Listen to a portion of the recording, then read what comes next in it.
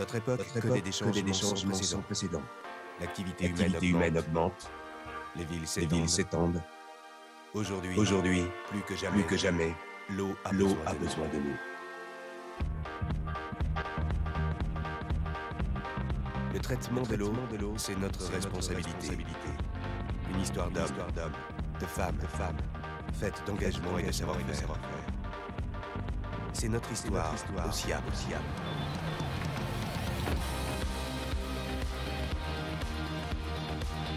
Nous collectons, If I talk there, transportons and if I talk there, et dépolluons les eaux usées de and 9 if I millions de talk there, franciliens. it seems to be fine.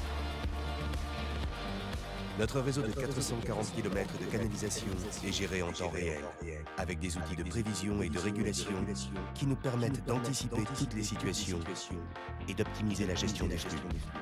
7 jours sur 7, 24 heures sur 24.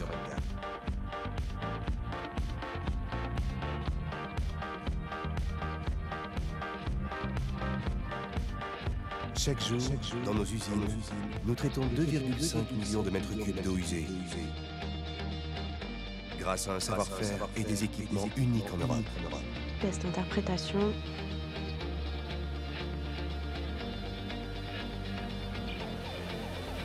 Notre vision est durable, tournée vers le long terme. Nous nous engageons à développer notre activité industrielle de manière responsable. Nous investissons régulièrement dans la modernisation de nos usines et dans le développement de solutions innovantes et protectrices de l'environnement. Chacun de nous, dans son métier, se sent porteur du service public et de l'intérêt général, au service de notre mission, la préservation du milieu naturel et de la biodiversité. OSIAP, nous sommes fiers d'être une entreprise publique forte de 40 ans d'expérience au service de l'agglomération parisienne. Et nous sommes plus de 1700 agents à partager cet engagement et cette passion. Pour aujourd'hui et pour demain.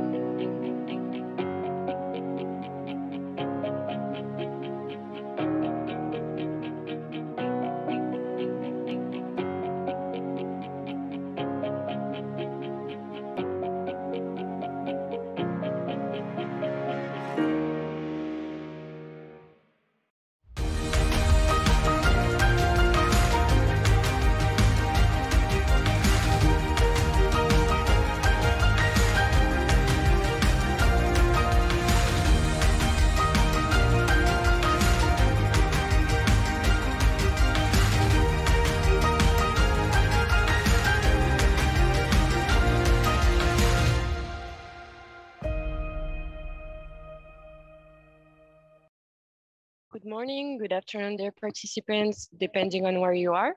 It is a great pleasure to welcome you in this roundtable entitled Enhancing Resilience in Blue Cities of the Second International Conference on Water, Megacities, and Global Change. The session chair is Oriana Romano, who is the head of unit at the OECD. Mrs. Romano, the floor is yours. Thank you very much. Good morning, good afternoon, good evening. I'm Oriana Romano and I'm heading the OECD Water Governance and Circular Economy Unit. I'm very delighted to welcome you all at the second International UNESCO Conference on Water, Megacities and Global Change, and especially to this session on enhancing resilience in blue cities.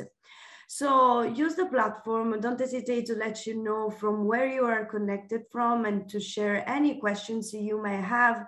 We will try to be as interactive as possible during these 1 hour and a half together.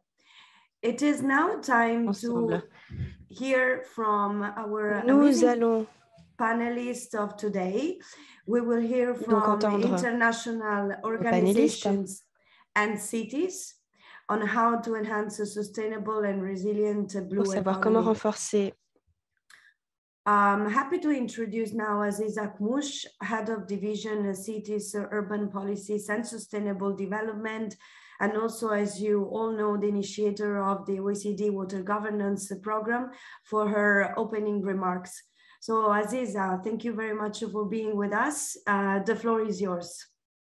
Thank you very much, Oriana. And let me first have a word for our colleagues at UNESCO, Abu Amani and Alice Aureli, with whom we've been working for over a decade on these very important issues related to water. And I would like to congratulate you for the fantastic conference you've been organizing this week. It's good to be back in the water landscape. I would like to share with you some of the takeaways that have come. I'm hearing the interpretation, sorry, just to be clear, I'm hearing the interpretation even if it's off, if we can fix this technically so that I can deliver my remarks. Thank you. So I'm happy to be back and actually share with you some of the takeaways that have come out of work we did on water in the past decade and that are shaping a kind of a new approach we are launching these days on what we call cities for the blue economy. And there are three main messages I'd like to share with you today. The first one is that at the OECD, as an economic multidisciplinary organization, we've been very vocal that there can actually not be economic resilience without water resilience. It's been pretty clear to us for over a decade that water is not just a sectoral resource-related issue, but actually a driver for economic development. And when we bring this to the subnational level, you can make a very similar observation that cities that are actually not waterproof, water-wise, water-secure are cities that cannot contribute to sustainable development and what we call a blue economy, in the sense that they deliver economic growth, jobs, and ecosystem services. And the two main things we've been looking at under that message recently is that although the issue, the challenge, the opportunities related to the blue economy have been traditionally approached as a national and international issues, they do have a number of territorial impacts. The first one is because a number of these blue economy activities, whether we're talking about tourism, fishing, marine biotechnology research, and so on, are actually taking place and providing employment at the very local level. And they should, on their own, actually contribute to over a third of the blue economy benefits and bring a number of related employment and economic benefits at the very local level. And at the OECD 5 years ago, we actually estimated that the ocean economy on its own is likely to employ over 40 million people. And what we've seen recently with this COVID-19 pandemic is that there's a sort of urban paradigm shift whereby many cities are trying to turn what used to be threats and vulnerabilities during the pandemic and lockdown things that used to be assets and turned into vulnerabilities, such as being, for example, a port city, or the positioning in global value chains when tourism was basically stopped and a number of ecosystem services were at stake. These vulnerabilities were very quickly turned into sources of attractiveness that are likely to boost the blue economy in the future. So that's a very first point on, let's say, the growth potential of water security at the very local level. And at the same time, and that's a bit the flip side of the coin, we see from a governance standpoint, how many of these cities and local governments are increasing their attention to water security and making sure that they're addressing what we call the different water risks now and in the future. We know, for example, that by 2050, over 500 low-lying coastal cities are going to face sea level rise. This is going to put almost 800 million people at risk and generate trillions of dollars of damages from an economic standpoint. We've seen also, and the statistics and projections we produce at the OECD, that 4 billion people will actually live in water-stressed areas by 2050, and we know that 1 in 2 inhabitants worldwide currently live in a city, and this is where also some of the competition over water uses are mostly felt. We've seen to which extent scarcity has turned into a very hot potato for many mega cities worldwide. Our Secretary General flagged it earlier this week, how droughts have been affected China's technology hub, Shenzhen, how Australia's capital city, Canberra, and Brazil's economic powerhouses, whether we're talking about Rio or Sao Paulo, have also been going through unique droughts in their history. And we know this is holding potential impacts at the economic level because it's undermining somehow the economic growth potential of those mega cities. And finally, pollution itself, that not only limits economic growth by up to 1/3, but also affects the billions of people that rely on the ocean to provide jobs and food. So the first point is really that connection between water resilience, water security, and the blue economy and all the economic direct and indirect benefits that water generates at the local level. And now the good news, and that's the second point, is that cities have actually a very important role to play to bolster that blue economy and to manage water-related risks. Whether we are in a very centralized or very decentralized institutional context, all the work we've been doing on water governance shows that they hold very important prerogatives at the local level that can make change happen, because a number of the decisions that are affecting water security are actually taken outside the water box. It's interesting to see how mayors and local levels have important policy prerogatives, for example, in the areas of land use or in spatial planning or waste management, that are affecting not only the growth potential of a city, but also the water security itself. And when we know that 80% of marine pollution is actually coming from land-based sources, such as untreated sewage, then and if you include plastics on top of that, then we see to what extent this is important. But in addition to the policy prerogative, there's another big component where they make change happen, which is investment.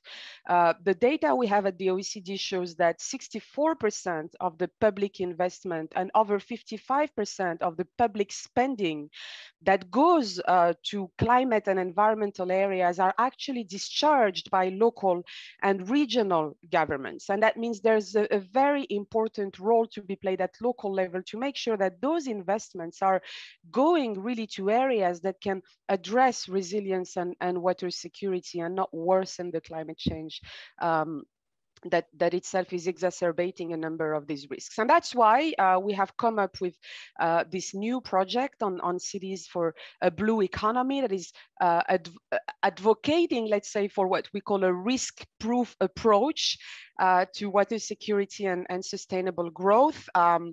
The R is for resilience to all types of shocks and risks that are going to exacerbate. The I is for inclusion, not only to provide job opportunities, but also to address targeted vulnerable groups. The S, of course, for sustainability from an environmental standpoint by preserving, amongst others, natural ecosystems. And the C for circular, to limit greenhouse gas emissions, to reduce resource extraction by closing material loops, to address pollution, including from plastics, and to recover resources from wastewater. And that takes me to the final point of my intervention, to say that this risk-proof blue economy that we are advocating for, and that is opening the way for a new stream of work that the OECD will be devoted to over the next 2 years, is borrowing a lot and drawing extensively on this decade of work on water governance, where, for example, the piece of legislation we adopted over 5 years ago, the OECD principles on water governance, have been instrumental in supporting cities, basin, countries, manage these risks of too much, too little, too polluted water, but also supply and provide universal access to drinking water and sanitation by looking not only at the what to do, but how to do it and who is actually doing what. And there's one of these principles in particular that I believe holds importance for that work on the blue economy and cities, which is the one related to the scale, because we know that cities are not islands. They shouldn't act in isolation. There's a very clear mismatch. UNESCO and many others in this panel have been advocating for that between hydrological boundaries and administrative boundaries that really call for that functional city basin approach to water management. And that also applies when we're looking beyond freshwater and addressing ocean related items for that blue economy. So we hope this work will add value over the coming years. We're absolutely keen to partner with as many stakeholders as interested, and I wish you today an excellent... Et je vous souhaite donc un excellent panel. Je me réjouis de la discussion avec nos orateurs dans quelques minutes. Merci beaucoup, Aziza. Merci pour ces remarques liminaires et merci d'avoir lancé encore une fois, après la COP26, le projet de l'OCDE sur les villes et l'économie bleue. Ce que je retiens de votre discours, c'est qu'il n'y a pas de résilience économique sans résilience de l'eau et sans économie bleue durable dans les villes. Il faut absolument lutter contre les risques liés à l'eau et donc c'est un rôle important à jouer. Il ne faut pas oublier le rôle joué également avec les différents bassins. Donc, il y a la question des droits, de la gouvernance de l'eau et également l'échelle de cette gouvernance. Donc, aujourd'hui, nous allons entendre le point de vue de 3 municipalités qui vont partager leur propre expérience dans leur approche du développement et de la mise en œuvre de l'économie bleue au niveau local en connexion avec leur bassin. Merci pour vos remarques liminaires. Je vais maintenant accueillir et donner la parole à Cassilde Brenière. Cassilde est la directrice adjointe des opérations à l'Agence française du développement. L'AFD a fourni énormément de travaux sur les océans, l'économie bleue. Cassilde, vous avez la parole. Vous allez pouvoir partager votre expérience et décrire les travaux que vous avez menés dans ce domaine. Vous avez la parole. Effectivement, je vais vous parler aujourd'hui un petit peu de ce que fait l'AFD, mais aussi plus loin un petit peu du sujet des océans qui pour nous est très important. Hein. Les océans abritent 80%. Pourquoi c'est important? Parce que les océans abritent 80% de la biodiversité mondiale et surtout se trouvent un petit peu au cœur de l'équilibre climatique puisqu'ils absorbent à la fois 90% des excès de chaleur de l'atmosphère et près de 30% du dioxyde de carbone qui est engendré par l'activité humaine. Et donc, comme le dit la biologiste Françoise Gell, c'est l'océan qui rend notre planète habitable. Donc, au-delà des villes, c'est vraiment pour nous une ressource en fait qui n'a pas été beaucoup regardée ces derniers temps, qui fait partie qui fait partie du secteur de l'eau dans le sens où disait Aziza, où l'eau n'est pas un secteur, mais aujourd'hui plutôt un déterminant qui permet ou qui peut aussi ralentir la vie. Et le développement. Et donc on a à l'AFD cette spécificité de s'intéresser en particulier maintenant aux océans. Bon, évidemment, ils sont aussi donc source, et ça Aziza l'a dit, source de climat, source de biodiversité, mais aussi source d'alimentation, d'emploi, de santé. Et c'est le socle qui permet l'atteinte de l'ensemble des ODD, et en particulier l'ODD 14 sur la biodiversité marine, qui est un des ODD les plus méconnus et dont je voudrais parler aujourd'hui. Donc nous, on a adopté à l'AFD en 2020 une stratégie océan pour mettre en lumière le rôle des océans comme un espace de vie global et comme un socle de développement en commun, mais aussi comme un espace menacé, puisque l'acidification des océans, la disparition de nombreuses espèces anthropiques. Et depuis 2020, notre activité, c'est 6,5% dédiée aux océans.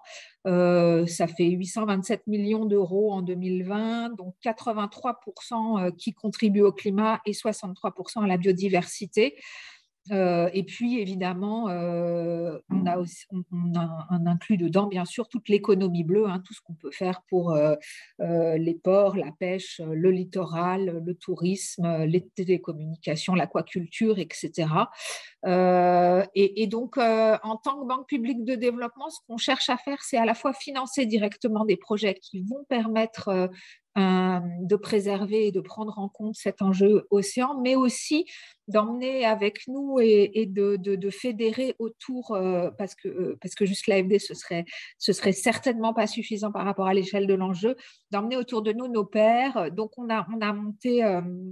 Et donc, on va bientôt signer en tant que banque publique de développement les principes de financement de l'économie bleue durable afin de faire en sorte que soient pris en compte les impacts sur les écosystèmes marins et côtiers dans l'ensemble de nos investissements et donc que chacun, comme on a une finance climat, on puisse avoir une finance océan, y compris à destination du secteur privé, parce qu'évidemment, les banques de développement et même ne pourront pas seules adresser un seul enjeu. Puis évidemment, c'est avant tout les acteurs locaux, les collectivités, les villes, les grandes villes, et c'est très important que l'ensemble des actions qui sont prises par ces villes en bordure de littoral puissent contribuer et prendre en compte la santé des océans. Donc on se pose systématiquement la question entre la compatibilité entre le développement du littoral et la bonne santé des océans, que ce soit dans les villes fluviales, côtières, etc. Et on va donc chercher à promouvoir ça et à en faire de plus en plus. Une bonne partie de l'avenir des océans se joue sur Terre, dans les villes, avec la question des déchets, la question de l'assainissement, etc. Et donc, on va chercher à adresser ça. Et je vais faire un petit zoom en particulier parce qu'on a monté une initiative dédiée sur Clean Ocean, qui est plus spécifiquement, entre autres, sur la question des plastiques. Pour nous, c'est vraiment un sujet, on essaye de se mettre aussi sur les sujets qui sont les plus grands et les plus durs à faire bouger, et où finalement l'ensemble des acteurs n'est pas déjà en train d'avancer dans le bon sens. Je crois que pour l'assainissement, bien sûr, on fait toujours de l'assainissement, mais il me semble qu'il y a un certain nombre d'acteurs qui ont pris ces sujets à bras-le-corps. Les plastiques, ça nous semble vraiment très en retrait, et c'est pour ça qu'on a vraiment lancé cette initiative avec la BEI, la KfW, la Casa de Deposito et les Espagnols, qui s'appelle Clean, et l'Union européenne, bien sûr, qui s'appelle Clean Ocean. Chaque année, 300 millions de tonnes de plastique sont produits, 8 à 12 millions de tonnes finissent dans les océans via les côtes et les fleuves. Et ce phénomène est accentué par la croissance démographique de très nombreuses villes côtières, en particulier dans les pays où on travaille, les pays en développement. Et à ce rythme, on estime que les océans contiendront bientôt plus de plastique que de poissons, soit d'ici 2050, soit une masse d'environ 750 millions de tonnes. Donc, c'est vraiment un enjeu extrêmement fort qui n'est pas complètement pris en compte encore. Donc, chaque année, 300 000 tonnes de déchets plastiques flottent à la surface. Enfin, en ce moment, 300 000 tonnes de déchets plastiques flottent à la surface des océans et c'est moins de 1% du plastique présent en milieu marin. Et les 99% restants coulent et se décomposent en microparticules qui peuvent ensuite être ingérées par les poissons. Donc, il y a vraiment un enjeu très fort, si on veut préserver ces océans qui sont quand même un socle de développement, d'arriver à entraver cette prolifération des plastiques. Donc, l'humanité génère chaque année plus de 2 milliards de tonnes de déchets solides urbains, dont au moins un tiers n'est pas traité convenablement. Donc, c'est pour nous, à l'AFD et avec tous nos partenaires, l'Union européenne, la BEI, la KF, etc., un enjeu fort où on va essayer de faire bouger les lignes. Environ un quart de l'humanité seulement, un quart de l'humanité ne dispose d'aucun système de traitement des déchets et moins de la moitié de la population mondiale a un système d'assainissement. Il y a évidemment la question de l'assainissement qui reste. Donc voilà, donc on intervient dans le secteur des déchets solides depuis les débuts des années 2000 et sur la période 2010-2020, c'est plus de 60 projets pour un montant de 500 millions d'euros qui ont été appuyés. Voilà. Donc, récupérer les déchets, c'est une chose, mais ce qu'il faut aussi, c'est s'attaquer à la source du problème et donc travailler sur les questions d'économie circulaire et de production moindre de plastique. Et donc, c'est aussi un des enjeux de l'initiative Clean Ocean, hein, dont je vous parlais, qui a été lancée en 2018, avec l'objectif de financer 2 milliards pour les océans. Et on a déjà aujourd'hui donc 36 projets, 1,59 milliard de financement octroyé à cette fin. Alors, je vais vous citer 2-3 exemples pour rendre la chose un petit peu concrète. On a financé, par exemple, parmi les projets, le centre d'enfouissement et de traitement des déchets de Lomé, hein, à travers plusieurs étapes. Lomé qui est une grande ville côtière, bien sûr. Et donc ça, c'est un exemple. Donc on a mis 21 millions d'euros et on a fait ça AFD, AFD, BEI et Union européenne, qui nous a délégué des fonds. Et puis, on a aussi, évidemment, on travaille beaucoup sur l'assainissement, ça je l'ai déjà dit, et on a aussi plusieurs projets, dont un que je voulais citer, intéressant, donc sur le recyclage des plastiques dans la Caraïbe, où on travaille donc à la fois sur des actions de sensibilisation, mais aussi des actions de collecte et d'implication des populations, des villes, de mobilisation des villes sur ces sujets de recyclage et de ramassage et de production moindre des plastiques à la source. Voilà. Je vous remercie beaucoup et je suis à votre disposition pour répondre aux questions. Merci beaucoup, Casilde. So a lot is going on within AFD. Alors, il y a beaucoup de choses qui se passent au sein de l'AFD au niveau des océans et vous avez véritablement souligné l'importance du lien entre les villes et les océans.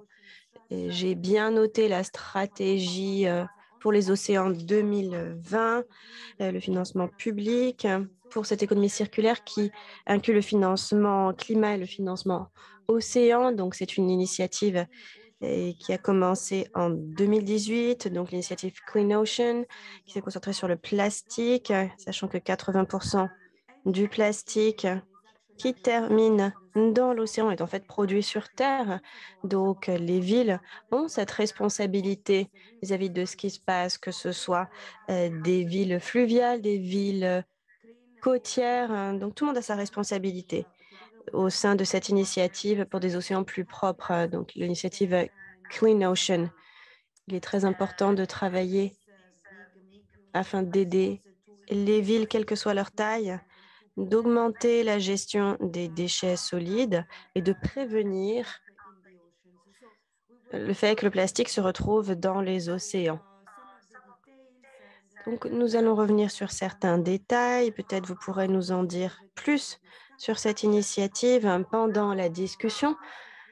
Mais je vais maintenant donner la parole à notre collègue Alice Aureli.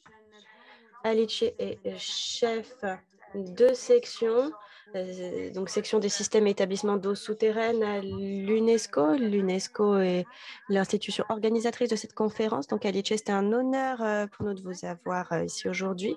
Nous aimerions donc vous entendre sur la façon dont l'UNESCO peut aider à créer le lien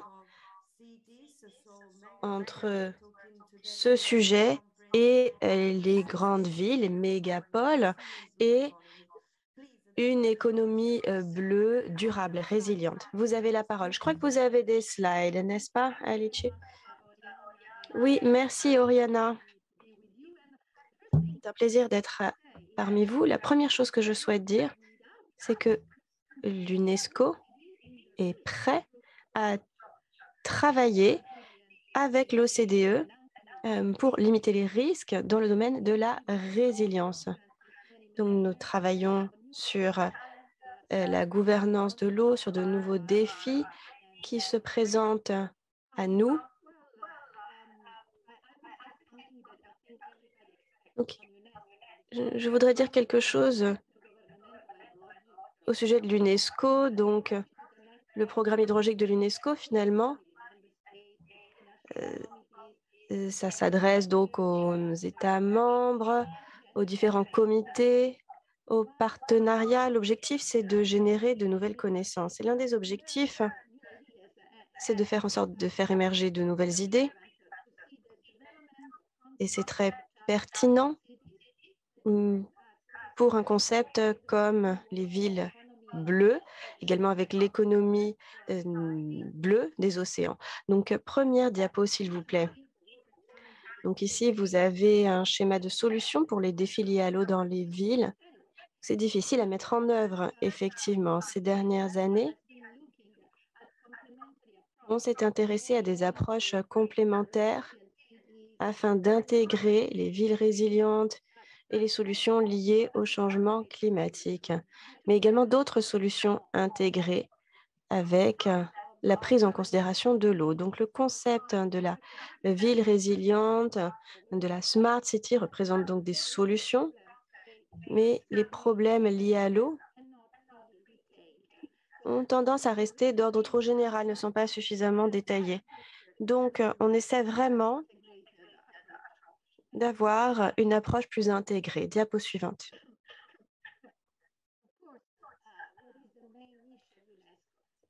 Alors, quelle est la question principale dont s'occupe l'UNESCO? Donc, la priorité, c'est le développement de connaissances pour les praticiens et les décideurs. Exemple récent, quelque chose dont nous sommes très fiers, la série sur la sécurité de l'eau mondiale. Donc, les centres, il y a le Centre pour la sécurité de l'eau, centre de catégorie 2 de l'UNESCO sur la gestion de l'eau.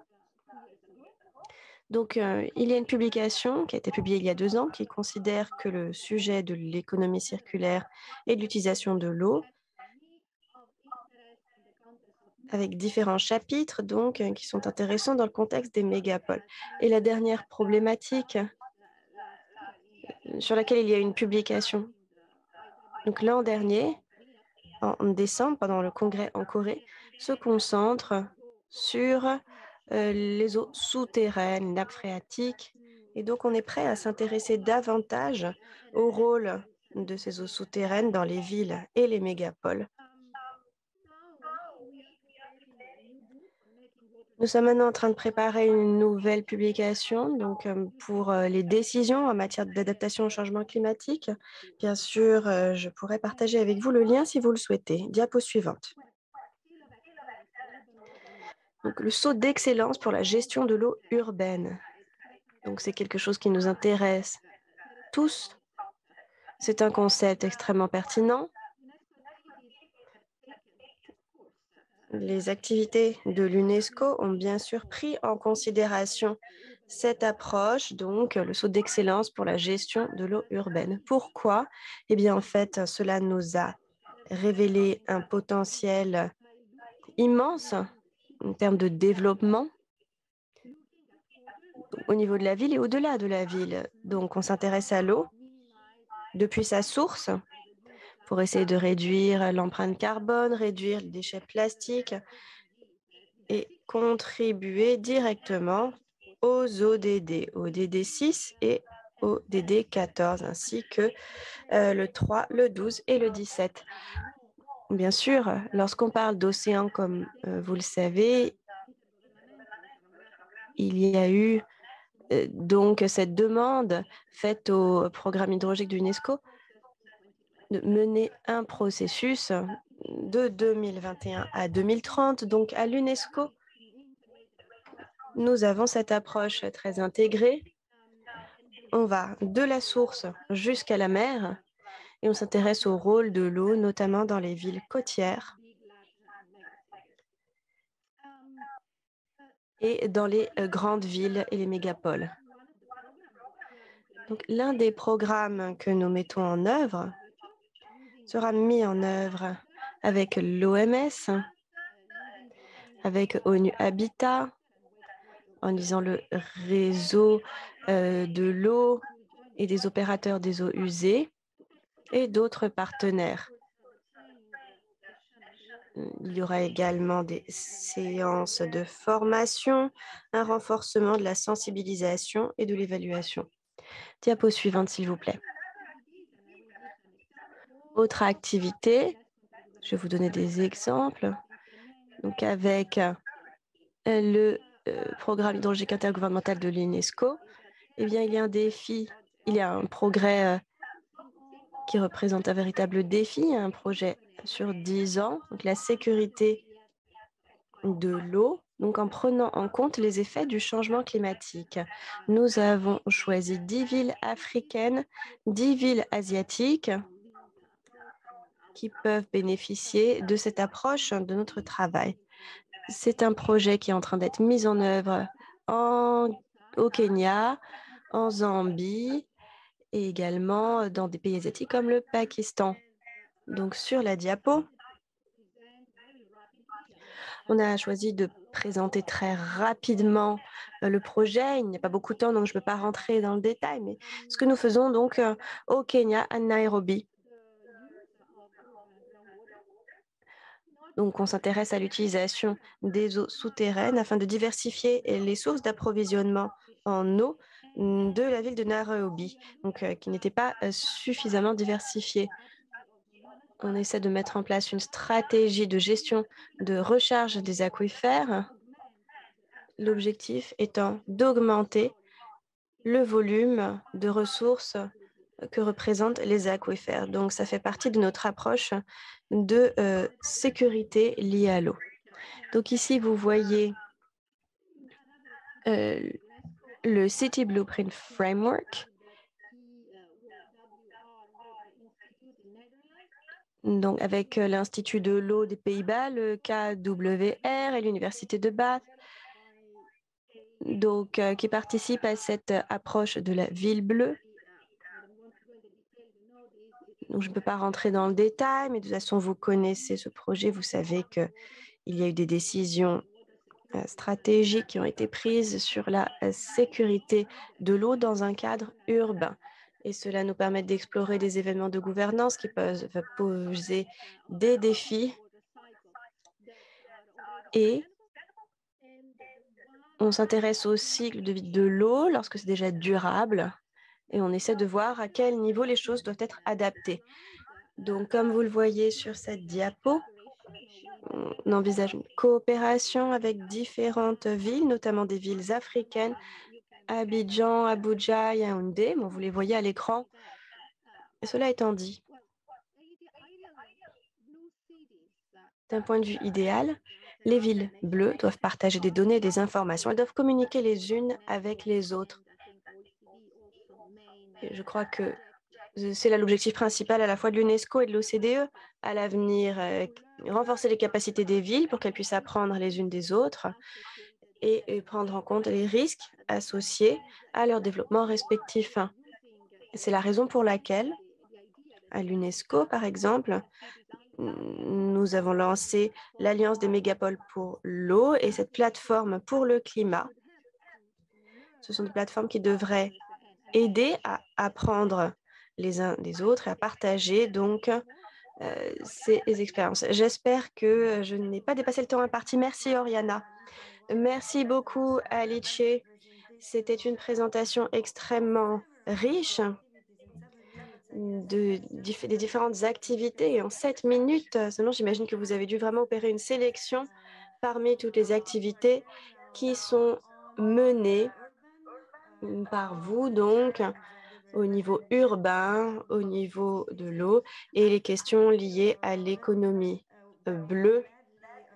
Donc, j'ai beaucoup apprécié le point concernant la collaboration avec l'OCDE. Évidemment, nous sommes ravis de poursuivre cette collaboration. Et simplement pour résumer quelques points importants que vous venez de soulever, donc le soutien apporté par l'UNESCO en termes de développement de connaissances, que ce soit sur des questions très spécifiques.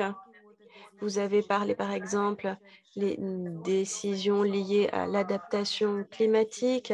Donc, je suis sûre que c'est quelque chose qui va beaucoup intéresser les gens qui se mettront en contact avec vous. Il y a également le renforcement de capacité, le fait qu'au sein de l'UNESCO, il y a cette commission océanographique gouvernementale qui mène à la décennie de l'océan. Et puis, il y a également tout le travail technique, le fait que vous avez également créé une plateforme pour les villes, pour l'apprentissage des différentes municipalités. Donc, cela fournit une orientation analytique pour les villes en leur fournissant une plateforme pour améliorer le dialogue. Donc, on sait que ce sont des solutions très locales, mais le dialogue, l'échange d'informations et d'expériences est absolument essentiel. Donc, vous avez parlé de l'Alliance des mégapoles de l'eau. Je suis sûre que toutes ces informations sont disponibles sur différentes sources, sur différents sites web, et j'invite donc le public à partager des questions. S'il en a, nous pourrons en parler un petit peu plus tard. Merci beaucoup, Alice. Et maintenant, nous allons passer à la partie de cette table ronde qui va s'intéresser à la perspective des villes. Donc, nous allons passer du point de vue des organisations internationales qui essaient de soutenir les municipalités et les collectivités locales dans le développement de capacités et dans la mise en œuvre sur le terrain. C'est un plaisir pour nous aujourd'hui d'avoir aujourd'hui Monsieur Manuel Araújo, le maire de la ville de Quelimane au Mozambique. Et nous sommes ravis que Manuel puisse être avec nous aujourd'hui. Nous avions espéré de faire cette conférence en présentiel. Nous sommes malheureusement toujours en Zoom, mais nous sommes très contents de vous avoir avec nous. Donc, Manuel, je vous passe la parole pour partager des informations. Comment est-ce que ces grandes villes puissent traiter des problèmes pour ce qui est de l'eau douce et de l'économie bleue? Malheureusement, je n'entends pas Manuel. L'interprète n'entend pas.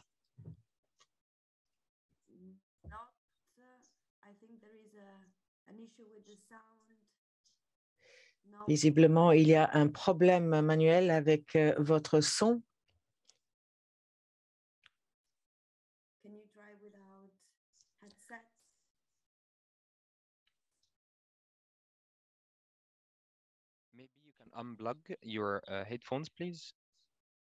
Vous pouvez peut-être débrancher votre casque parce que votre ordinateur, visiblement, n'était pas lié à vos écouteurs.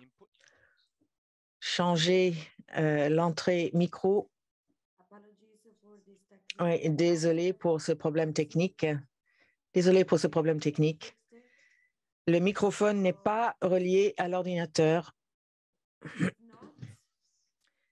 Bon, si nous n'arrivons pas à régler ce problème, nous vous entendons pas. Le temps de régler ce problème, nous allons donc passer à une autre ville et ensuite on reviendra vers vous, Manuel. Et je vais maintenant vous présenter notre deuxième ville d'aujourd'hui, c'est la ville de Paris, Paris, France. C'est un plaisir pour nous d'avoir avec nous Dan Lert, qui est adjoint à la maire de Paris en charge de la transition écologique, du plan climat, de l'eau et de l'énergie. Et il est également le président de l'eau de Paris. Et je sais qu'il a une présentation PowerPoint. Dan, je vous passe la parole. Merci beaucoup. Bonjour à tous. Je suis ravi d'être présent avec vous pour cette conférence. Merci de votre invitation et merci aux collègues des autres villes qui sont présents à cette conférence. Donc effectivement, nous avons une présentation pour vous présenter la place de l'eau à Paris, dans notre ville capitale. Et vous pouvez passer la première slide. La présence de l'eau à Paris joue un rôle fondamental sur notre territoire. Elle permet de s'hydrater, de se rafraîchir, mais aussi de lutter contre ce que nous appelons l'effet d'îlot de chaleur et de renforcer évidemment la biodiversité sur le territoire parisien. Face à l'accélération du dérèglement climatique, et nous avons des projections climatiques à Paris que nous connaissons maintenant bien, nous sommes engagés avec la ville pour renforcer la place de l'eau dans l'environnement urbain. Pour cela, nous avons la chance de pouvoir nous appuyer sur un réseau très important d'eau non potable. C'est une spécificité de la ville de Paris. En plus du réseau d'eau potable, nous avons un réseau d'eau non potable et nous le verrons dans la suite de la présentation. Paris dispose également d'un réseau de froid très important qui alimente par exemple le musée du Louvre ou Radio France ou de grandes institutions culturelles qui récupèrent le froid de l'eau de la Seine pour faire une sorte de climatisation voilà, avec l'eau de notre fleuve. Nous poursuivons la création aussi de nouveaux étangs, de nouvelles mares, de nouvelles zones humides qui sont de véritables espaces de respiration. Et l'objectif, c'est d'aménager 50 nouvelles zones humides d'ici 2030 sur tout Paris. Paris est aussi très fortement engagé dans l'amélioration de la qualité des eaux de son fleuve et de ses canaux. Les efforts que nous avons engagés depuis plusieurs années ont permis de développer de nouvelles activités à Paris, comme la baignade qui est une manière de se réapproprier notre fleuve, nos canaux en particulier, et notre environnement. Ces espaces sont évidemment essentiels pour se rafraîchir en période de forte chaleur. Et depuis 2017, nous avons une baignade qui est installée chaque été sur l'un des canaux parisiens, le bassin de la Villette, et qui est situé dans un quartier populaire de Paris. Et chaque année, des dizaines de milliers de jeunes, de familles qui n'ont pas la possibilité de partir en vacances profitent de cette baignade. Comme vous le savez, nous avons souhaité mettre notre fleuve au cœur des Jeux olympiques et paralympiques de 2024 qui auront lieu à Paris. Ce défi nous a permis d'engager des politiques très volontaristes pour améliorer la qualité des eaux de la Seine, en lien avec tous les acteurs de l'amont du fleuve. La Seine accueillera la cérémonie d'ouverture et d'importantes épreuves sportives des Jeux olympiques et paralympiques. Et passé cet événement, la baignabilité de la Seine sera l'un des grands héritages des Jeux pour l'ensemble des Parisiens, des Parisiennes et plus largement des Franciliens et des Franciliennes. Enfin, nous travaillons à un projet très important pour nous. Nous travaillons à un projet très important pour nous, à faire renaître une rivière, la Bièvre, qui s'appelle la Bièvre dans le sud de Paris, dans le 13e arrondissement pour être tout à fait exact. Cette rivière qui coulait autrefois à Paris s'est progressivement transformée en sorte d'égout à ciel ouvert avec la révolution industrielle et elle a été volontairement enfouie et elle est aujourd'hui détournée en amont vers des usines de traitement des eaux usées avant d'atteindre la capitale. Nous travaillons aujourd'hui à la faire renaître, à lui redonner une place, comme d'autres villes l'ont fait en amont de Paris. Et d'ici quelques années, elle coulera à nouveau en surface sur des tronçons que nous aménagerons à Paris. C'est un grand projet d'adaptation de Paris au changement climatique, mais aussi un grand projet d'aménagement urbain. Ce n'est pas uniquement un moyen de rafraîchir la ville et de développer la biodiversité, c'est aussi une solution pour améliorer le cadre de vie des habitants qui aspirent à plus de nature en ville, et au renforcement notamment de la présence de l'eau en ville. Vous pouvez passer la slide, la deuxième slide, merci. Donc la ville de Paris est propriétaire de près de 1300 hectares d'espaces naturels, en particulier à proximité des sources des aires de captage qui alimentent Paris, mais aussi en milieu urbain autour des usines d'eau potable comme à Orly, où une réserve de stockage constitue le cœur d'une véritable zone naturelle préservée. Sur ces terrains, nous ambitionnons de protéger, de rétablir, de renforcer des écosystèmes résilients qui sont capables de supporter des événements climatiques de plus en plus extrêmes, comme les épisodes de chaleur, les vagues de chaleur, les canicules et les inondations. Le travail que nous menons avec les agriculteurs qui sont présents sur nos zones d'alimentation et de captage de l'eau de Paris, notamment à travers un régime d'aide financière dédié pour faire évoluer finalement les pratiques agricoles vers plus de durabilité, la réduction des pesticides, la réduction des nitrates, vise aussi à améliorer la résilience de nos territoires, dont Paris dépend pour son alimentation en eau. En d'autres termes, permettre une meilleure absorption des pluies en cas d'orage permet à la fois de limiter l'ampleur des crues dans les territoires sourciers, de réduire la pression sur la Marne et la Seine, les deux fleuves en amont qui arrivent à Paris, mais aussi d'améliorer durablement la qualité de la ressource en eau. Alors, troisième slide. Comment est-ce que la régie d'eau de Paris contribue finalement au rafraîchissement de Paris? Le changement climatique à Paris multiplie la fréquence des événements climatiques et météorologiques extrêmes, que sont les vagues de chaleur, les inondations, les pluies torrentielles. Face à ces nouveaux risques, l'adaptation de Paris et la résilience de notre ville sont devenus des impératifs et une priorité d'action dans nos politiques publiques. Le déploiement par Haut-de-Paris de fontaines 2 en 1, c'est-à-dire à la fois fontaines pour boire et fontaines qui font de la brumisation, est une réponse au phénomène des îlots de chaleur urbains qui vont se multiplier, particulièrement dans des villes comme Paris, avec un héritage minéral très important et donc qui sont affectés par ces effets d'îlots de chaleur.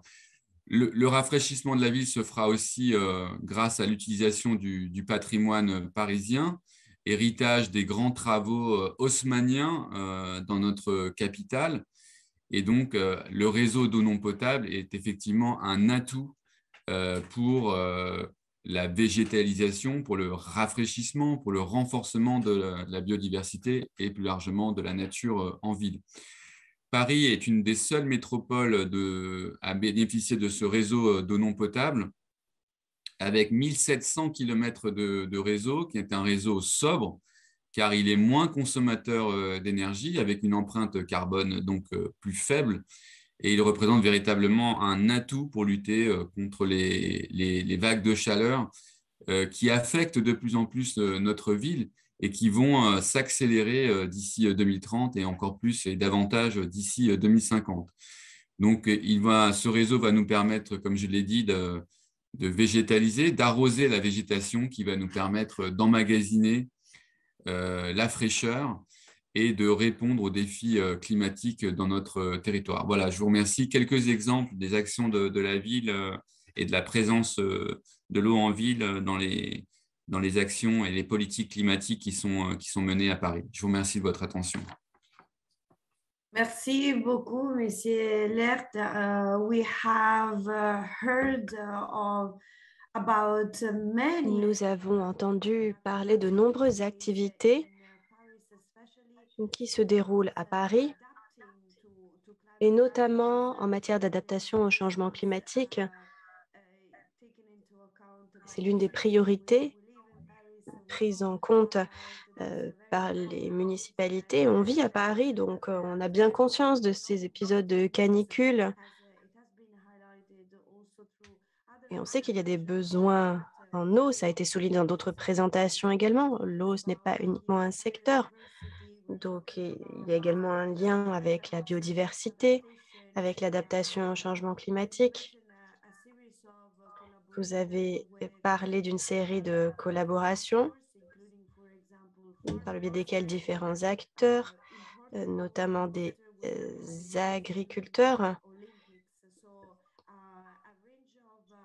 et également donc d'autres initiatives, donc le rôle des Jeux olympiques, qu'on voit bien le rôle joué dans l'adaptation au changement climatique. Et merci donc à vous d'avoir partagé cette série d'informations et d'initiatives. Je suis sûre que pendant la discussion, nous recevrons également des questions qui nous permettront de creuser un peu plus avant. Je voudrais maintenant essayer de me tourner à nouveau vers Monsieur Manuel Arroyo, donc maire de la ville de Quelimane.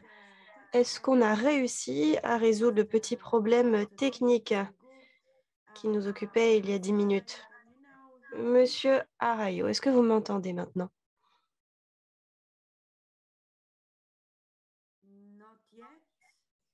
Non, pas encore.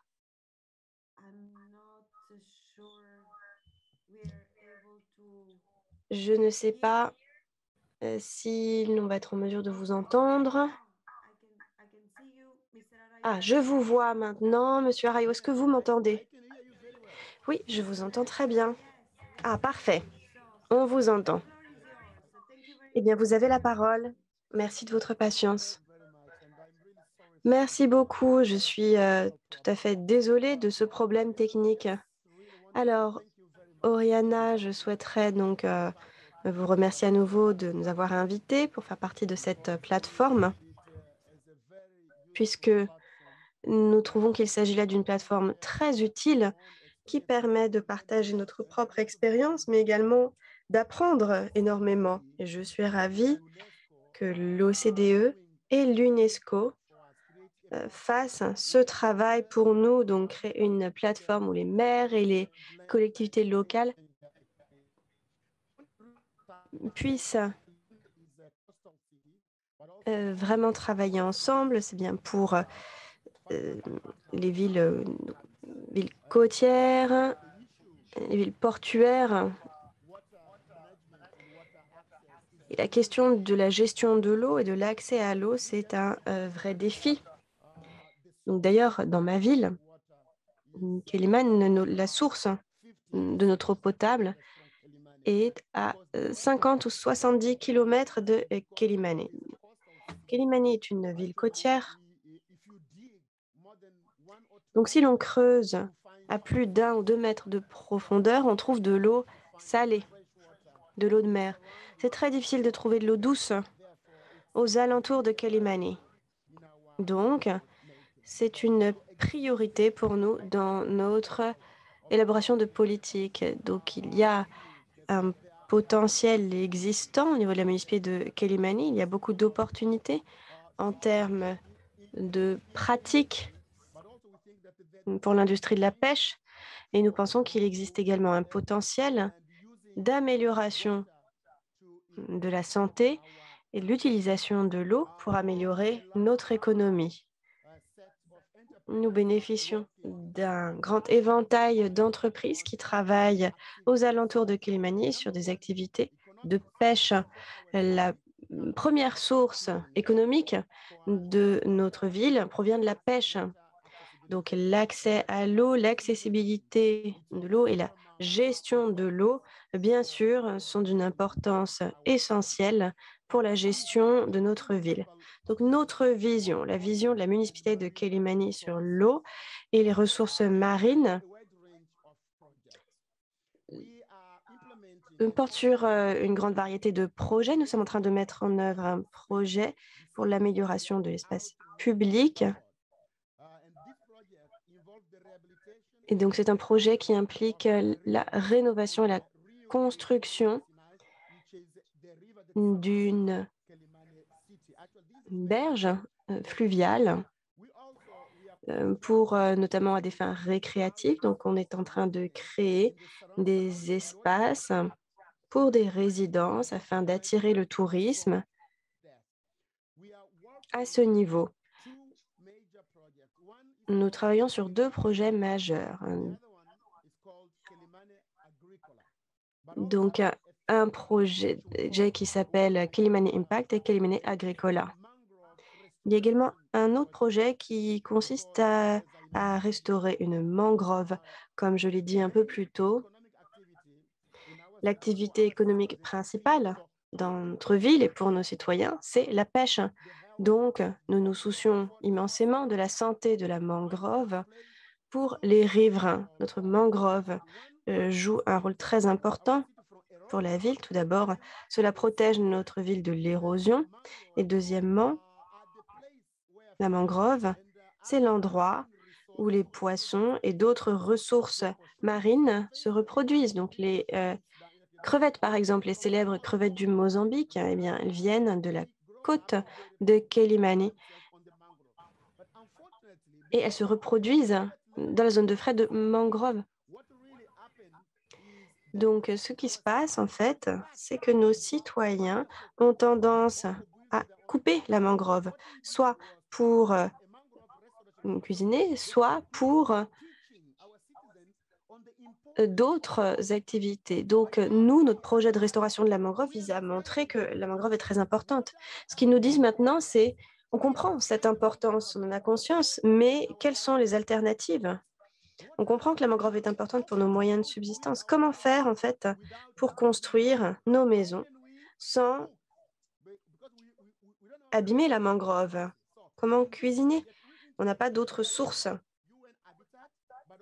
Donc, nous travaillons sur ce projet avec ONU Habitat et également avec World Vision, qui est une organisation américaine.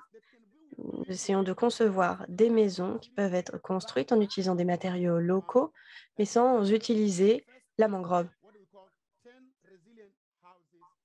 Donc, nous essayons de mettre en place des maisons résilientes et tout en construisant, nous invitons les citoyens à nous rejoindre et à apprendre en observant. Donc, voilà l'un des projets en cours. Deuxième projet, il s'agit de la transformation des déchets solides en biogaz. Donc, déchets organiques transformés en biogaz. Donc, voilà l'une des alternatives.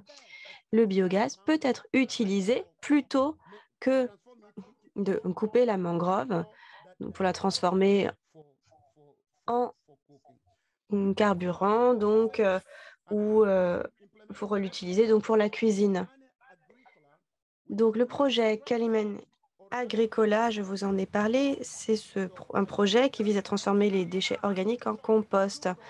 Et donc, nous pouvons faire d'une pierre deux coups, c'est-à-dire que nous nous intéressons à la gestion des déchets solides et ça permet de résoudre ce problème. Et d'autre part, comme je l'ai dit, Quelimane est la capitale d'une province et c'est la deuxième province en termes de population, deuxième plus grande province. Donc, il y a 52% de malnutrition, notamment de malnutrition infantile, malnutrition des femmes. Donc, avec ce projet, cela nous permet de transformer les déchets solides en compost et ainsi, nous enseignons aux agriculteurs locaux la façon dont ils peuvent améliorer leur production grâce au compost, également la productivité sur leurs exploitations. Et de ce fait, nous espérons pouvoir être en mesure de lutter contre le problème de malnutrition auquel nous faisons face dans notre ville. D'autre part, alors c'est un processus très onéreux, mais étant donné la disponibilité de l'eau de mer, l'eau saline, pendant la marée haute, nous faisons face à une augmentation de la salinité des terres dans notre ville. Donc, on fait face à deux types d'érosion. Une érosion qui provient des eaux pluviales, des précipitations, mais il y a également l'érosion qui est causée par la salinisation des sols au moment de marée haute. Donc la question est de savoir comment protéger la terre qui est déjà rare, donc pour pouvoir construire, également pour l'agriculture. En fait, nous perdons ces ressources en terre en raison de cette salinisation liée à l'eau de mer au moment de marée haute.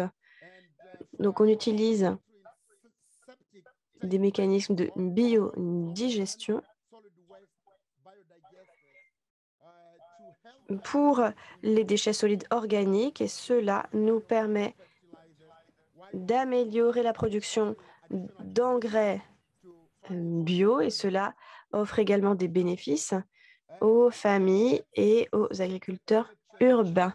Les effets auxquels nous faisons face en termes de changement climatique, eh bien, il y a notamment la destruction de la mangrove, mais également l'augmentation des températures. Eh bien, on voit d'ores et déjà l'impact des saisons irrégulières en termes de précipitations, c'est-à-dire qu'il y a une baisse de la disponibilité de l'eau qui provient donc des précipitations. Et nous avons des saisons sèches qui durent plus longtemps, ainsi qu'une augmentation constante du niveau de la mer et une fréquence plus élevée des cyclones tropicaux. Ces 2 dernières années, nous avons dû faire face à 2 cyclones très dévastateurs qui ont détruit nombre de nos infrastructures dans notre ville. Donc voilà le type d'exemple que nous souhaitions mettre en valeur et partager avec nos différents partenaires. Merci beaucoup.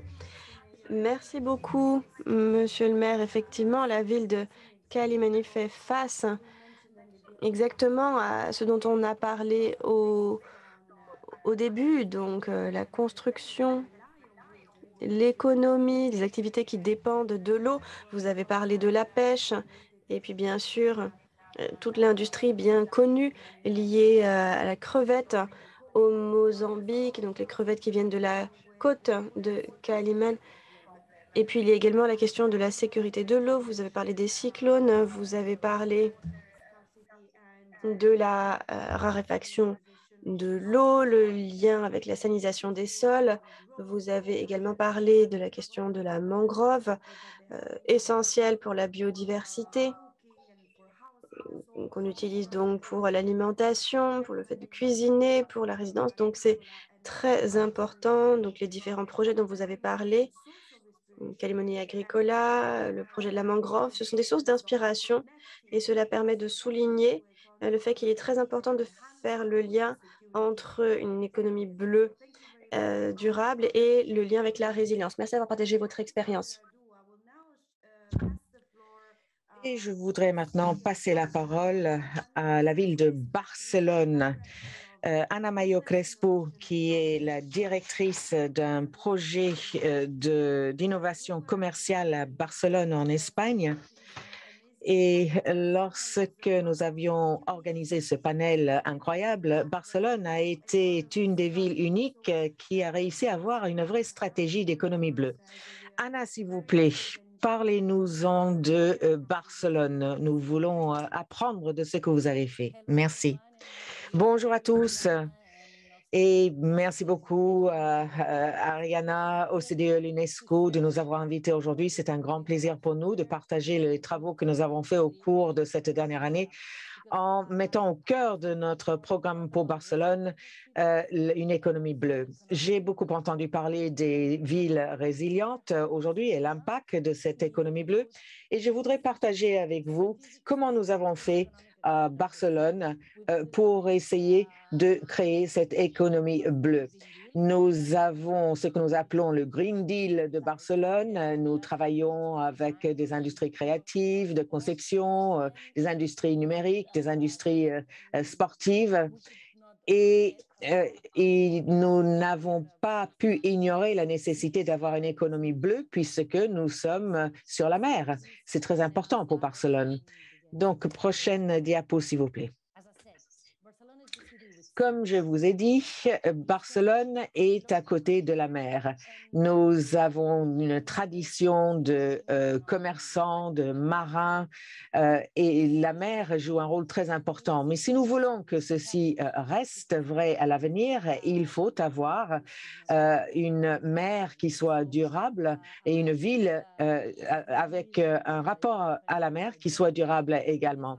En ligne avec l'agenda 2030, nous avons conçu ce que nous appelons la stratégie de l'économie bleue pour 2021 à 2025. C'est une stratégie que nous avons lancée avec tous les écosystèmes de la ville. Nous avons lancé tout ceci il y a 2 mois. Nous travaillons avec 12 secteurs économiques au sein de notre ville. Je vous en dirai 2 mots dans un instant. Et nous avons lancé 40 mesures et 15 projets grâce aux investissements de 40,5 millions d'euros d'investissements publics. Et nous allons pouvoir coopérer avec beaucoup d'autres partenaires. Et dans cette période jusqu'à 2025, nous voulons redévelopper plus de 35 000 mètres carrés pour l'économie bleue. Je voudrais partager une vidéo avec vous maintenant. Ça sera plus rapide pour expliquer ce que nous faisons. Within the framework of the Barcelona Green Deal economic agenda and the United Nations Agenda 2030, Barcelona City Council promotes the blue economy as one of the strategic economic sectors for the city. This is done with the support and participation of all public and private entities that are key to the sector. Blue economy is conceived as the set of economic activities linked to aquatic fields, compatible with the conservation of the environment and that foster a sustainable economic and social development. Barcelona City Council sets as objectives in the promotion of the blue economy to generate and strengthen maritime economic activity and employment by boosting innovation and sustainability, to integrate blue economic activity into the social fabric and maritime culture of the city, and to promote Barcelona's blue economy, both locally and internationally. 8 lines of action have been established, ranging from the creation of a blue economy hub, the promotion of employment and education in the sector, and local and international promotion to the conservation and regeneration of the marine ecosystem. Among the initiatives of each line of action, it is worth mentioning the project for the Chaque activité est là pour transformer le port olympique, et qui sera amélioré pour tout ce qui est la culture, les activités sportives. Et il y aura de la place pour des sociétés de l'économie bleue. Il y a également d'autres projets tels que l'apprentissage dans le secteur nautique et beaucoup de nouveaux emplois. Des fonds d'investissement pour l'économie bleue vont être créés, ainsi qu'un observatoire pour évaluer l'impact économique et social de ce secteur à Barcelone. La mise en œuvre de ces mesures va faire que Barcelone sera une des premières villes avec une économie bleue en Europe, en favorisant le développement social et économique de notre ville.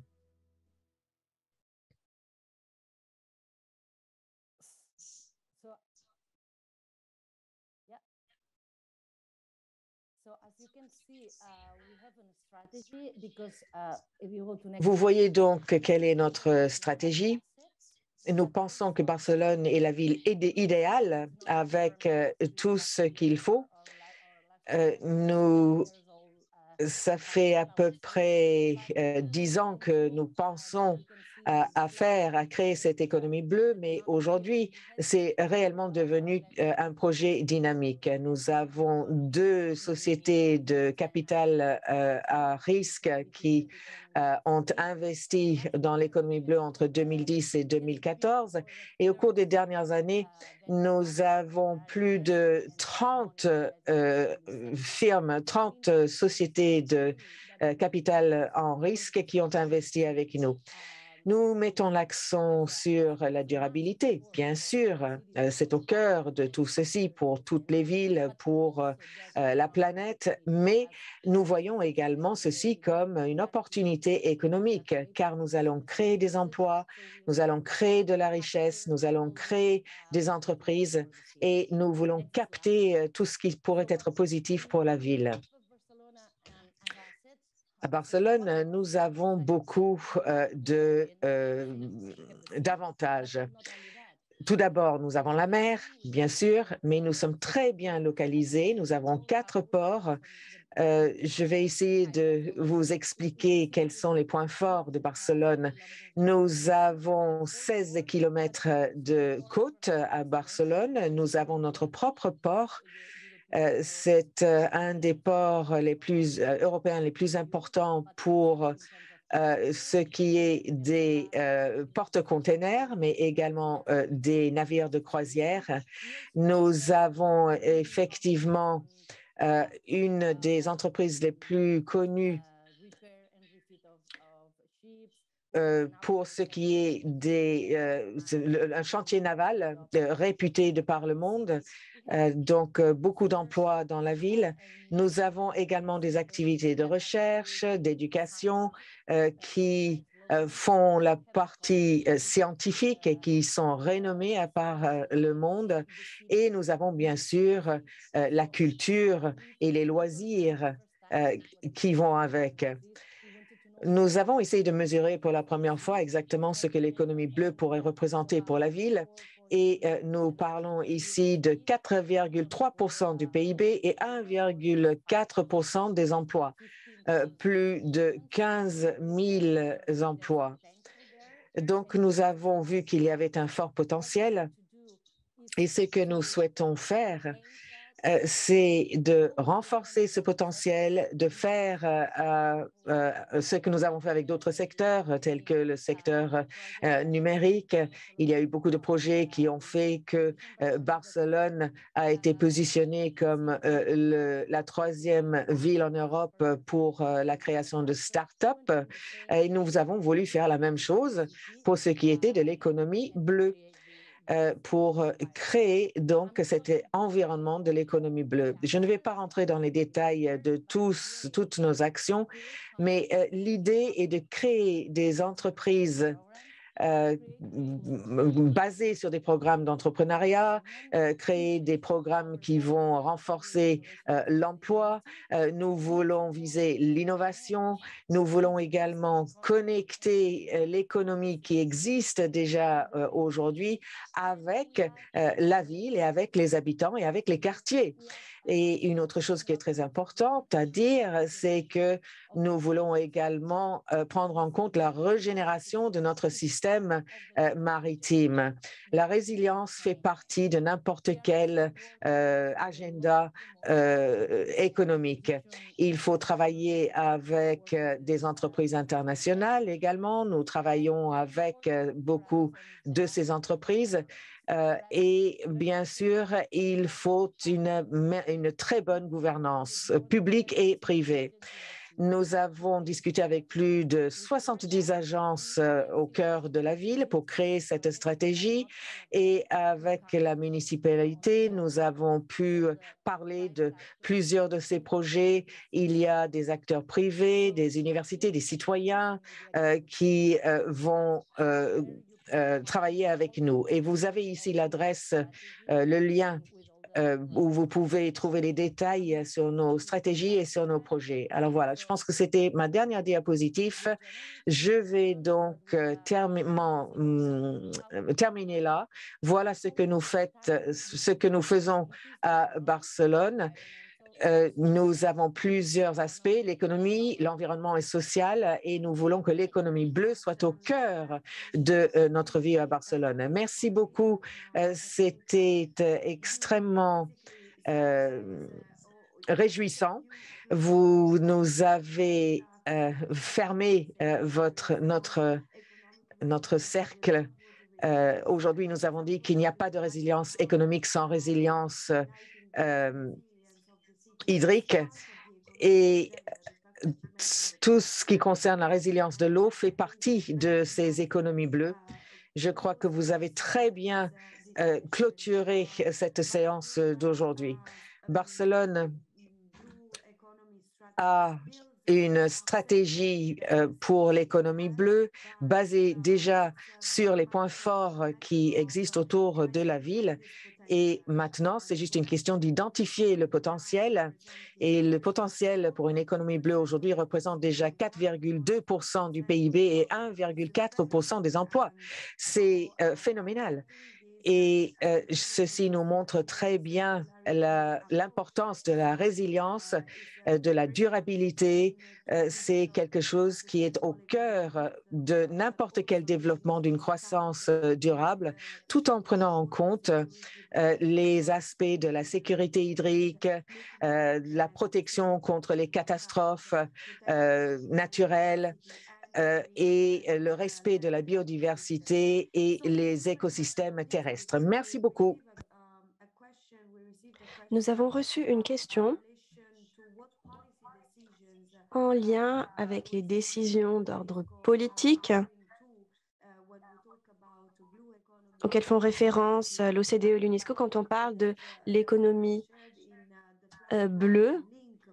Donc, ma collègue Juliette a partagé sur la plateforme le lien vers le projet de l'OCDE, donc les villes et l'économie bleue.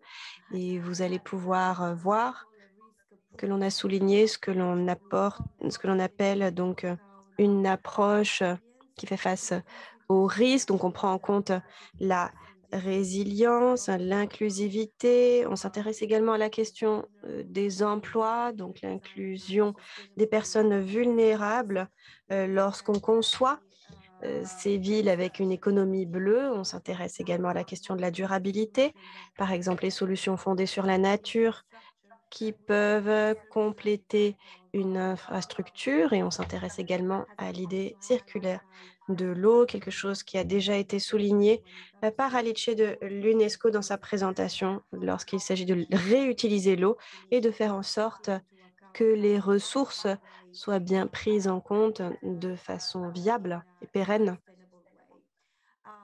et durable. Nous partageons également le lien vers la stratégie de l'économie bleue de Barcelone. Ce sera également disponible dans la plateforme. Alors malheureusement, le temps passe à toute vitesse, c'est-à-dire que je n'aurai pas le temps de poser les questions que je brûlais d'envie de penser à tous nos panélistes. Mais ce que je voudrais faire, en m'adressant aux panélistes, eh bien, peut-être je vais commencer déjà par les remercier toutes et tous, car la séance était particulièrement inspirante. Très rapidement, j'aimerais entendre de leur part une toute dernière pensée, une réflexion, une conclusion. Comment faire pour réussir à rendre des villes d'économie bleue plus durables, plus résilientes, si il y a une action, une initiative que vous souhaitez voir mise en œuvre. Vous avez donc en quelques secondes, donc moins d'1 minute par personne pour répondre. Je vais commencer par Cassilde Brénière, s'il vous plaît. Donc, qu'est-ce que vous souhaitez pour l'économie bleue dans les villes pour qu'elle soit résiliente et plus durable? Je pense que c'était très inspirant et je crois que les facteurs qui nous permettront d'avoir une économie bleue et de protéger les océans, c'est de voir toutes ces villes et qu'elles soient de plus en plus nombreuses qui se mobilisent pour l'assainissement, pour la gestion des déchets, mais aussi sur les questions d'économie circulaire, de solutions fondées sur la nature et surtout qu'on puisse associer, et c'est le cas dans tous les exemples qui ont été présentés, les populations pour que eux aussi, avec une gouvernance multiniveau qui est chère à l'OCDE, puissent faire bouger les lignes et pour qu'on puisse préserver cette ressource qui nous est si chère et développer cette économie qui produira tellement d'impact et d'emplois.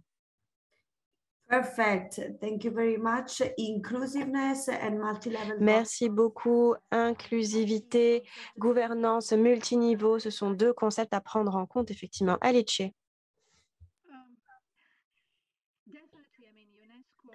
Oui, absolument.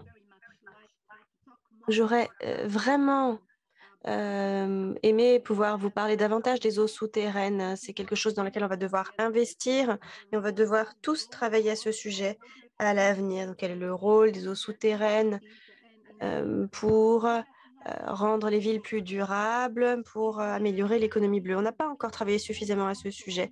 Et par ce biais, bien sûr, alors il faut savoir qu'on a des faits, on a des données. Le nombre de villes qui dépendent des eaux souterraines augmente. Il y a plus de 50% de la population mondiale urbaine qui dépend des eaux souterraines pour l'approvisionnement en eau des villes et l'approvisionnement en eau potable notamment. Donc, nous avons une opportunité qui est là. Donc, nous avons la journée de l'eau de l'ONU le 22 mars. Nous allons faire en sorte que l'eau qui soit invisible devienne visible. Et l'UNESCO va organiser d'ici la fin de l'année un sommet de l'ONU sur les eaux souterraines et nappes phréatiques à l'UNESCO à Paris, en présentiel, on espère. Cela étant dit, nous avons également donné des faits, la façon dont l'atteinte de l'ODD6 sur les nappes phréatiques peut contribuer donc à l'atteinte de cette ODD. L'ODD6, on parle de l'accès à l'eau, ville, zone rurale, mégapole, etc. Et ce que nous disent les données, c'est que le manque de connaissances, de gouvernance et de gestion dans de nombreuses régions du monde sur les eaux souterraines, donc les aquifères transfrontaliers par exemple, eh bien cela manque. Merci Alice. Tout est bien noté, effectivement. Il est important de sensibiliser la question des eaux souterraines phréatiques et le rôle de la gouvernance de ces eaux souterraines. Donc, nous aurons le forum à Dakar, au Sénégal, donc le 22 mars. Et il y a une autre chose à prendre en compte, c'est la conférence de l'eau de l'UNESCO en 2023. Monsieur Arayo, s'il vous plaît. Merci beaucoup. Alors, je souhaiterais insister sur le besoin de leadership, de formation et enfin, l'inclusion. Pour moi, ce sont les 3 mots les plus importants. Si nous n'avons pas de leadership clair, on ne va pas pouvoir avancer. Si nous n'avons pas d'inclusion, alors ça veut dire que d'autres vont être laissés pour compte, les plus vulnérables dans nos villes. Et puis, également, ceux qui sont dans des villes en développement, des pays en développement, il faut qu'ils soient inclus, il faut que leur voix soit entendue. Ils doivent être au premier plan de tout cela. Ils font face à des défis importants, manque de ressources humaines. Donc, les défis, on les connaît, on les comprend, mais nous n'avons pas les capacités humaines afin de transformer ces défis en solutions. Et enfin, la disponibilité des ressources. Sans ressources financières, peut-être qu'on a la volonté de faire certaines choses, mais on n'aura pas la possibilité de joindre le geste à la parole. Merci beaucoup pour ce message très fort. Leadership, renforcement de capacité, on parle de capacité humaine, financière et bien sûr l'inclusion. Alors, monsieur Lertz, s'il vous plaît. Oui, merci. J'irai dans le même sens que Manuel Arroyo sur la question de la résilience. C'est aussi une question de solidarité aussi. Les villes les plus résilientes sont les villes les plus solidaires. Ça nous permet d'amortir les chocs, d'anticiper les aléas climatiques extrêmes. Et donc, nous travaillons aussi de ce côté-là à la ville de Paris. Et deuxième défi, peut-être, ça a été évoqué tout à l'heure, c'est la sortie du plastique à usage unique. Nous ambitionnons pour 2024 d'être une ville zéro déchet plastique à usage unique. On a parlé de la pollution plastique dans les océans, qui est un enjeu fondamental. Et nous espérons, avec Haute-Paris d'ailleurs, proposer des solutions pour qu'on puisse limiter cette pollution plastique, notamment qui arrive par le fleuve, et limiter ces déchets qui se retrouvent à terme dans les océans. Voilà, donc ce sont des défis majeurs, mais qui ne seront comment dire, réalisé, atteint qu'avec la solidarité pour améliorer la résilience de nos villes et de nos communautés. Absolument, oui. Encore une fois, donc l'inclusion, la solidarité, et puis il faut faire davantage pour que nos villes soient des villes zéro déchet. Effectivement, le plastique à usage unique, c'est très intéressant. Merci beaucoup pour ce point qui a été également souligné par l'AFD au tout début, donc dans la présentation de Cassild. Enfin, Anna de Barcelone, s'il vous plaît. Alors, il y a beaucoup de choses qui ont déjà été dites. Je vais essayer de ne pas répéter ce qui a déjà été dit. Donc, moi, mon souhait serait de parler de générosité et de réseau. On veut qu'il y ait beaucoup plus de villes, qu'il y ait une stratégie qui collabore pour la mettre en œuvre, puisque les réseaux de villes sont nécessaires. À Barcelone, nous parlons avec l'UNESCO, avec d'autres villes. Donc, ça, c'est un de nos projets. Comment faire pour avoir une économie résiliente? La seule façon, c'est de coopérer, de partager des projets. Et l'économie bleue, parfois, ça peut être un effet de mode, je dirais. Mais ce n'est pas une mode, c'est vraiment quelque chose d'indispensable et on doit tous y contribuer pour avoir la durabilité économique et sociale et écologique. On a cet élan, profitons-en. Merci beaucoup. Donc, la collaboration, les stratégies à long terme pour faire en sorte que quelque chose ne soit pas uniquement tendance à la mode, mais puisse vraiment être plus pérenne, une source d'emploi, puisse améliorer la qualité de l'environnement. Il faut s'intéresser à toutes les composantes de la durabilité. Cela nous amène donc à la fin de cette séance. Nous avons 2 minutes de retard, mais permettez-moi simplement de vous remercier encore une fois pour vos contributions exceptionnelles. C'était une séance extrêmement inspirante. Merci aux participants. Pour ceux qui souhaitent en savoir plus, n'hésitez pas à vous mettre en contact avec nous et nous pourrons partager toutes les ressources, tous les documents dont vous avez besoin. Merci beaucoup et je rends la parole aux collègues de l'UNESCO. Merci. Thank you very much, Mrs. Romano, and all speakers for their interesting presentation. Madame Romano, merci à tous les intervenants pour leur présentation très intéressante. Merci aux participants pour leur attention et leur intérêt. Restez connectés, la cérémonie de clôture commencera à 11 h. Merci beaucoup. Water. It's vital to human life, our economy, and ecosystem. The very survival of our planet. But water challenges are growing more intense than ever before. Increasingly volatile weather patterns fueled by climate change, crumbling infrastructure, pollution, and overpopulation that's causing a surge in demand for water. But now, new technologies are offering bold new ways to protect and optimize water, to help the world become water secure, and Xylem is leading the way. Xylem is a Fortune 1000 global water technology provider, dedicated to solving water and smart infrastructure challenges. We have a century-long track record of trust and reliability, providing leading-edge technologies, expertise and equipment to utilities, industrials, and other users of water, working closely with our customers to develop solutions that manage water more effectively and efficiently all across the water cycle. Now, we're leading the digital transformation of water, partnering with our customers and innovation leaders, discovering new ways to harness the power of data and analytics, delivering unprecedented insight that's optimizing existing water systems, and creating a future that's more water efficient to meet the world's water needs, and more energy efficient to protect the environment. Our commitment to sustainability is fundamental to our business strategy, guiding everything from how we design new products to our culture and people. Through our corporate social responsibility program, Watermark, Xylem employees have volunteered more than 230,000 hours over the past 5 years, educating about key water issues, cleaning up local waterways, working with our NGO partners to deliver drinkable water systems to communities in urgent need, and deploying our experts, technology, and equipment to help disaster-afflicted communities.